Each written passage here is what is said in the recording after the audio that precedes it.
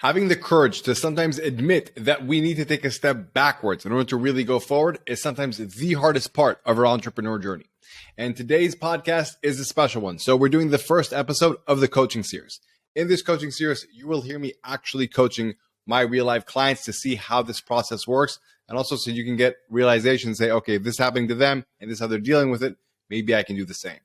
Now, for today's episode, the guest will remain anonymous. We have blurred him out on the video, and if you're listening to the pod, we have distorted his name, and we're using the fake alias of Jeff because he does have a successful 7-figure business, and he wants to remain anonymous. Now, with that said, success is sometimes that differs from what we see on the outside and how it actually is on the inside. And in today's episode, we'll be talking about why sometimes it's very difficult to take a step backwards, even when we know it's the exact right thing to do, and why that kind of pressure creates a sense of overwhelmingness that doesn't actually need to be there. But there's a simple reality of this is what we need to do. We need to take a step backwards. And if we have the courage to do that, we can really go forward. So enjoy today's episode, guys. This is just part 1 of the coaching series. All right, so here's what I want to talk to you about. I think, First off, can I coach you a bit directly today? Let's call it. Please. Okay, so I think I can see the primary constraint on what's really holding you back from being able to do certain things that you know. And I feel like you know it too, but it's a difficult thing to do and you're having a hard time working around it. And that's kind of what I want to talk about today. Okay? Okay. So I think the primary constraint on what's not enabling you or causing you to not be able to think strategically and focus and just to also have more calm, the more calm to be able to do that is how you call the lifestyle pressure. Would that be accurate? Yep. Can I ask you a question? Mm-hmm.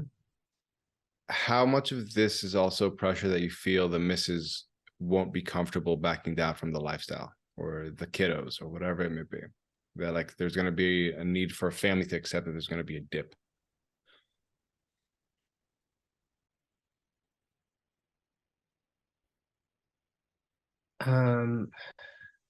So that's certainly part of it.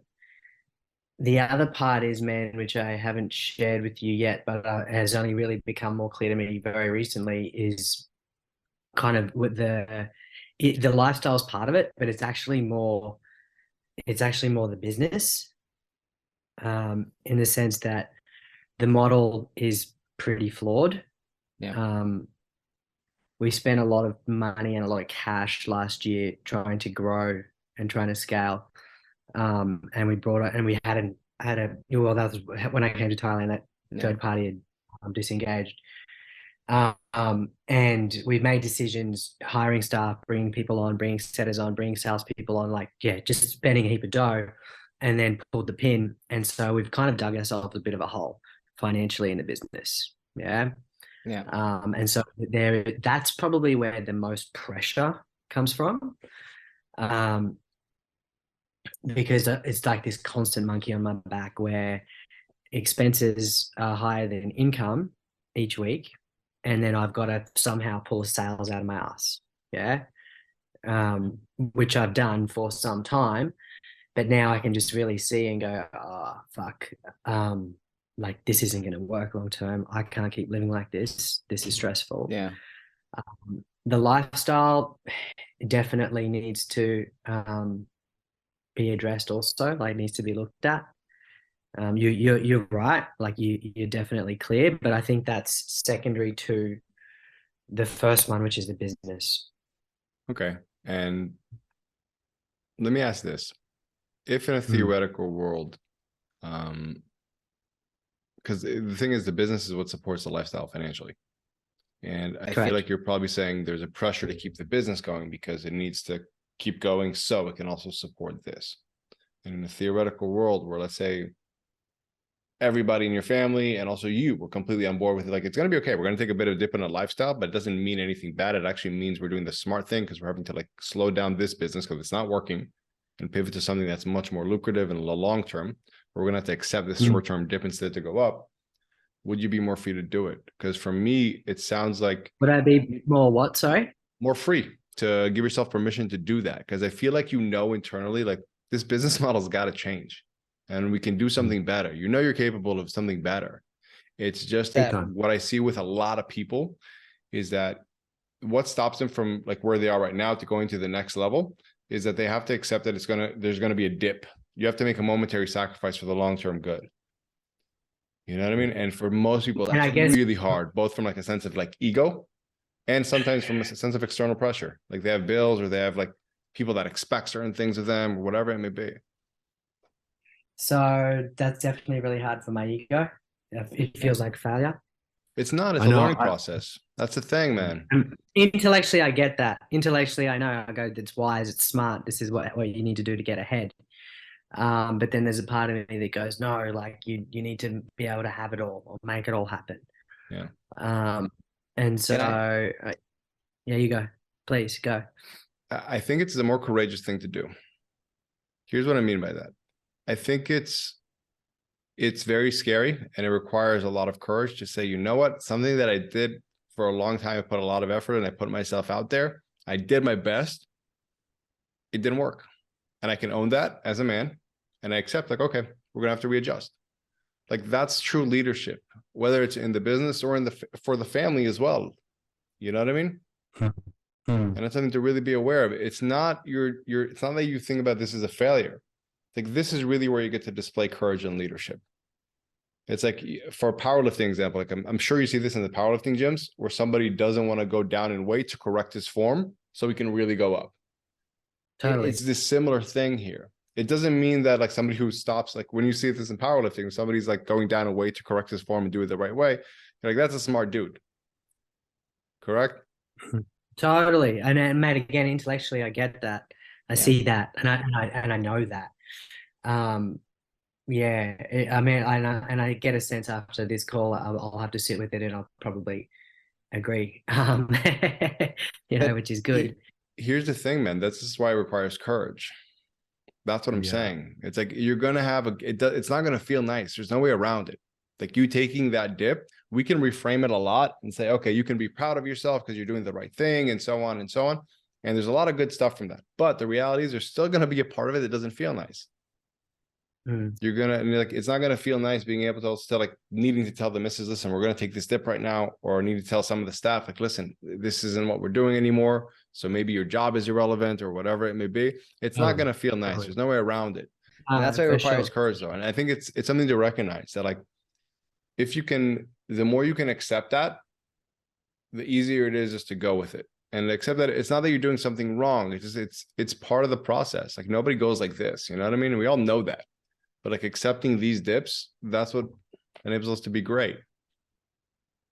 And that's why it needs courage. Like it's going to be hard. It's going to be uncomfortable, but that's where courage comes into play. And that's where you can look back at this in 10 years. Like, oh, I was courageous enough to do it, even though I didn't fully emotionally embody it. I knew it intellectually, but I didn't fully feel aligned with it, but I knew it was the right thing. So I chose courage and I did it anyway. And I think that's what you can look back at with a ton of pride. Yeah. So what I'm hearing is we need to be more frugal with the lifestyle, cut back the things to reduce the pressure that I have on myself. Yeah. And I think you have to have this as a very, I'm going to assume by what I'm hearing from you that this hasn't been a tremendously open and clear conversation with the missus yet, right? Sorry, man, you cut out. You said you're going to assume this hasn't been something? Yeah, I'm going to assume that this hasn't been a super clear and transparent and open conversation with the missus.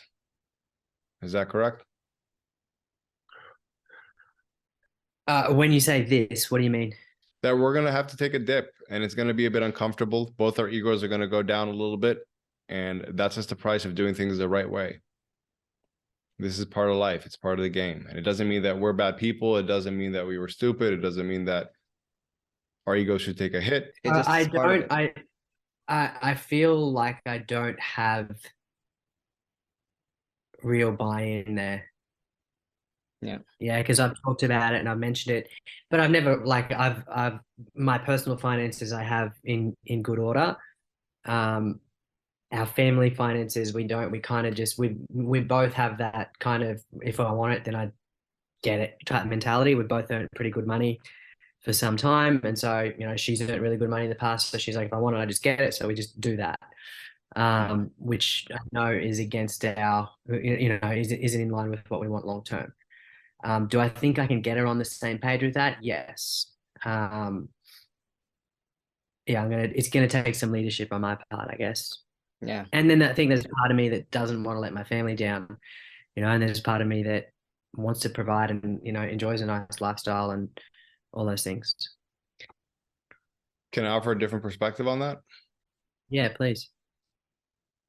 I think, and especially like knowing you a little bit now, I think your family, like the kiddos, the wife, everyone will be much better served by having a Jeff who's more at peace and more calm and more able to be present because he's not stressed out about the finances and the business being tight, than them just having a bit of a better lifestyle, like an external lifestyle stuff, whatever it may be. And it's not like we're gonna have a shit lifestyle anyway, right? Like we're gonna like we're still You're not going to be eating tuna cans, you know what I mean? It's like, and it's something to recognize though. And also for the family, I think you're not letting them down. I think for the kids, you're setting a phenomenal example of like, guys, sometimes a mature thing to do. And sometimes things are hard and our egos take a hit, but we know if it's the right thing to do, we do it. And I think that's setting a tremendous example for the kiddos to be like, hey, this is what I did. This is how the world works sometimes. We can't ignore reality because then it's going to hurt us. Yeah. Yeah, got it. Okay. Yeah. I feel like that's really the main constraint. Like once that you're at peace with and you've made peace with it. It's definitely creating the most friction and pressure, and it's keeping me in a short-term scarcity focused mindset, which makes it, like you said, exactly, it makes it really difficult to plan long-term strategically. Like it makes it near impossible. Yeah, because it's always focused on today and this week, and yeah. So think about this, like a future where in 2 months from now, you have this kind of like vacuum of pressure. You've downgraded some of the things in the lifestyle. The missus is on board with this. You guys understand there's going to be some unpleasant consequences of downgrading, but all of a sudden you have Jeff there who has a ton of bandwidth. Now, where does that Jeff end up in a year from now? Yeah, it's a completely different place. Yeah. So that's the thing, man. It's just like accepting the short-term dip for the long-term rise. This guy, if I keep going this way, I'm on the precipice of losing it all. It's like a tightrope over the next few years. Yeah. Yeah. Wow. Okay. And you're better than that. Like I'll say it straight up. You're better than that. You're better than acting out of fear and just doing the tightrope because it's uncomfortable. It's like you're better than that, man. Thank you, man. Yeah, and it's something to recognize. It's not a failure. It's not that you failed. It's just like you learn, and this is your opportunity to really be great. To say like, okay, we had something that like instead of treading water, which is what some mediocre people try to do, I'm going to be great here. I'm going to choose courage. I'm going to accept there's going to be a dip, but that dip's going to allow me to go like this. And that's going to be a part of my story looking back that I'll be really proud of because I knew it was hard. I wasn't fully aligned with it or comfortable, but I knew it was the right thing. So I did it anyway. Got it. Cool. Got it. Man, thank you so much. That's really helpful. Pleasure, man. Pleasure. Yeah, I saw that like in the worksheets and I remember that reading it. I was like, something here is not adding up because I feel like this is what the main thing is. And it wasn't being focused as if it was the main thing. I just wanted to bring it up, man. Thank you, man. I really appreciate it. Pleasure. See you, dude. See you, man. Have a good day. Bye. Thank you for listening to the Emotional Fortitude podcast. Please tell a friend if you enjoyed it and found value in it. 3 last things before you go, though. If you feel like someone else with your exact skill set and abilities could be accomplishing more than you currently are, that's a mindset and emotional access issue. And here are 3 ways I'd love to help you conquer any internal limitations, go big, and win. 1, 3 Quick Ideas Tuesday newsletter. It's a weekly email with 3 quick ideas around one aspect of elite performance and how to approach it differently to get better and faster results. People say it's the most thought-provoking and impactful 2 minutes they spend in their inbox each week. It's easy to sign up to and easy to cancel, and you can sign up at itamarryan.com/3ideas. 2 is the Emotional Fortitude Micro Course. It will help you build the emotional fortitude and confidently tackle any goal. It's the complete, nothing held back emotional fortitude system in 5 simple parts. It's all under 5 minutes each module. See it, use it, and win. And it's completely free at itamarryan.com/course. And number 3, lastly, if you want to dive in and aggressively level up, the Arena Mindset Accelerator might be for you. It's a 6-week intense sprint for entrepreneurs who are up for a dramatic transformation. It's an interactive live program where you'll be working with me in a very hands-on way to get clarity on what you want, build an effective mindset to optimize for your goals, and establish elite emotional fortitude that would allow you to overcome any fear or doubt that could get in your way. You can learn more at itamarmarani.com/accelerator. You can find all of these links in the show notes below or go to itamarmarani.com and have a look around. Until next time, who dares wins.